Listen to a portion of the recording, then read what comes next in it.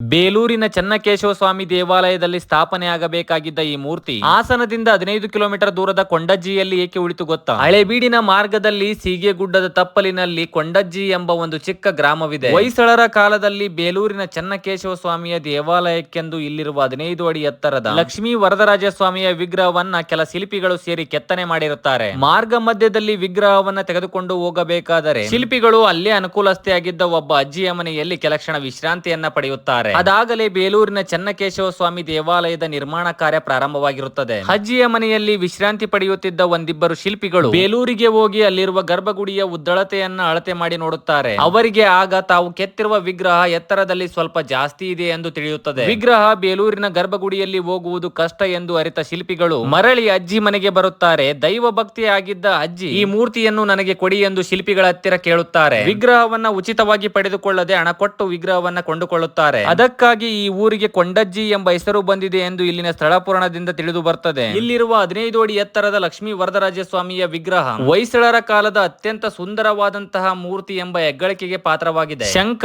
ಚಕ್ರ, ಗದಾ, ಅಭಯಾಸ್ತಗಳಿಂದ ಕೂಡಿರುವ ಪ್ರಸನ್ನ ವರದರಾಜ ಸ್ವಾಮಿಯ ಎದೆಯ ಭಾಗದಲ್ಲಿ ಲಕ್ಷ್ಮೀ ದೇವಿಯ ಚಿತ್ರವಿರುವುದರಿಂದ ವರದರಾಜ ಸ್ವಾಮಿಯನ್ನ ಲಕ್ಷ್ಮೀ ವರದರಾಜ ಸ್ವಾಮಿ ಎಂದು ಕರೆಯುತ್ತಾರೆ. ಇಲ್ಲಿನ ಮೂರ್ತಿಯ ಹಿಂಭಾಗದಲ್ಲಿ ಅದ್ಭುತವಾದಂತಹ ಕೆತ್ತನೆಗಳಿದ್ದಾವೆ. ವಿಗ್ರಹದ ಸಮೀಪಕ್ಕೆ ತೆರಳಿ ಇಲ್ಲಿನ ಸೂಕ್ಷ್ಮ ಕೆತ್ತನೆಗಳನ್ನ ನಾವು ಕಾಣಬಹುದಾಗಿದೆ. ಮುಂದಿನ ಬಾರಿ ನೀವು ಹಾಸನದಿಂದ ಹಳೇಬೀಡು ಮಾರ್ಗದಲ್ಲಿ ಹೋಗಬೇಕಾದರೆ ಕೊಂಡಜ್ಜಿಯ ಈ ಲಕ್ಷ್ಮೀ ವರದರಾಜ ಸ್ವಾಮಿಯ ಏಕಶಿಲಾ ಮೂರ್ತಿಯನ್ನ ನೋಡದೆ ಹೋಗಬೇಡಿ. ಏಕೆಂದ್ರೆ ಲಕ್ಷ್ಮೀ ವರದರಾಜ ಸ್ವಾಮಿಯ ಅದ್ಭುತವಾದಂತಹ ದೇವಸ್ಥಾನವನ್ನ ನೀವು ಕೊಂಡಜ್ಜಿಯಲ್ಲಿ ಮಾತ್ರ ನೋಡೋಕೆ ಸಾಧ್ಯ. ಬೃಹತ್ ದ್ವಾರದಿಂದ ಒಳಗಡೆ ಹೋಗುತ್ತಿದ್ದಂತೆ ಲಕ್ಷ್ಮೀ ವರದರಾಜ ಸ್ವಾಮಿಯ ಅದ್ಭುತವಾದಂತಹ ಏಕಶಿಲಾ ಮೂರ್ತಿ ನಮ್ಮ ಕಣ್ಣಿಗೆ ಬೀಳುತ್ತದೆ. ಈ ಮೂರ್ತಿಯನ್ನ ನೋಡಿದರೆ ಎಂತವರಾದರೂ ಒಂದು ಕ್ಷಣ ನಿಬ್ಬೆರಗಾಗುವುದು ನಿಜ.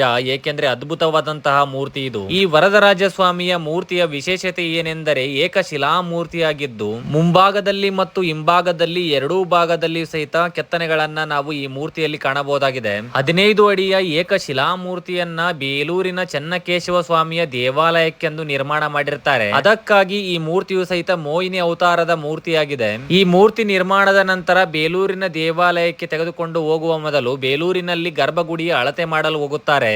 ಮೂರ್ತಿ ಕೆತ್ತನೆಯಲ್ಲಿ ಸ್ವಲ್ಪ ದೊಡ್ಡದಾಗಿದೆ ಎಂದು ತಿಳಿದ ಶಿಲ್ಪಿಗಳು ಈ ವಿಗ್ರಹ ಬೇಲೂರಿನ ಗರ್ಭಗುಡಿಯಲ್ಲಿ ಹೋಗುವುದಿಲ್ಲ ಎಂದು ತಿಳಿದು ಮರಳಿ ಬಂದು ಅಜ್ಜಿಗೆ ಕೊಡ್ತಾರೆ ಎಂಬ ಮಾತುಗಳಿದ್ದಾವೆ. ಹಿಂದೆ ನಾ ಹೇಳಿರುವಂತೆ ಕಥೆ ಸ್ಥಳದ ಸ್ಥಳ ಪುರಾಣವಾಗಿದೆ. ಹೊಯ್ಸಳರ ಕಾಲದ ಅತ್ಯದ್ಭುತ ಶಿಲ್ಪಗಳಲ್ಲಿ